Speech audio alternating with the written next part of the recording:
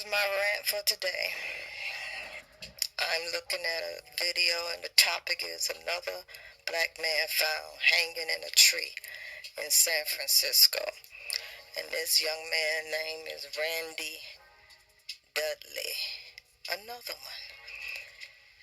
And my heart is pounding because I'm sitting here with my pen and paper and the notebook that I've started with all the deaths occurring from race soldiers and white people. I know we're doing it to one another, but I'm concerned about outside force that we don't need. And I'm like, so we just gonna talk about it, discuss it, and go to the next one. We just want our people to be aware, and that's it. Because with all the judges and lawyers who have relatives, them themselves may not be black no more because they took the position of being in the judicial system. And you cannot be for black people because you'll lose your position. But they have family members, cousins, nieces and nephews, mothers who refuse to leave the ghetto who are black. So don't you have any compassion and concern for black people at all? But we're being hanged with the ropes.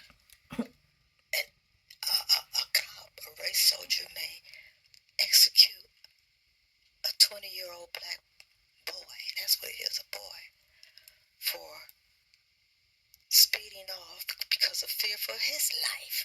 These cops with these bulletproof plates on and gun and taser and everything, always fearful for their lives. But we know 9 times out of 10, whenever they stop us or we're approached by them, our lives are in danger. That could be our last breath. Because they have the green light to take us out. And it's done in such a way that nobody can outright see it unless your eyes are open.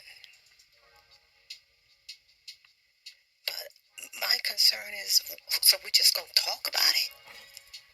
We can't do anything about it but discuss it. All this black power.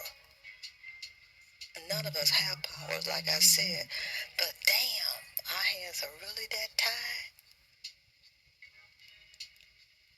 Some say we don't need a leader. We're leaders within ourselves, but we did have some at a time, and they took them out.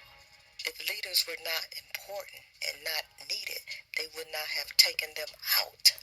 The thing is now, the people that they are calling our black leaders are not leaders. All our real leader, authentic, bona fide, blue-blooded to the core leaders have been martyred.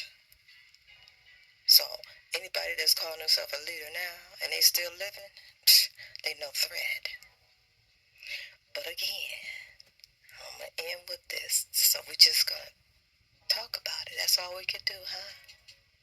That is sad, so sad. That is a bad predicament to be in. And I'm getting tired of learning about it, knowing there's no fight back. So I have resorted to looking at BET movies on my Amazon Prime app. What can I do?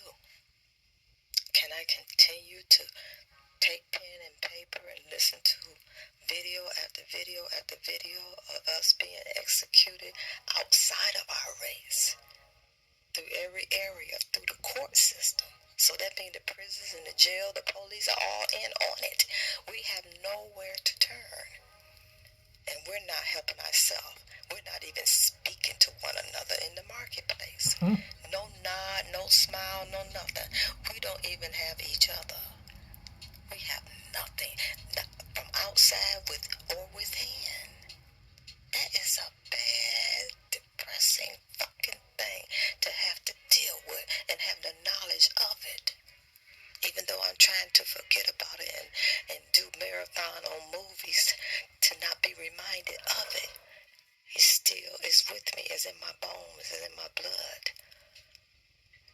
I feel it innately when I hear about us being annihilated by an entity, the humanoids who detest black people. I mean, they detest us. Oh my goodness, they can't stand us.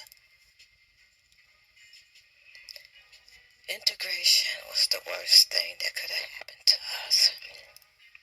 And I'm going to end on that note. Peace.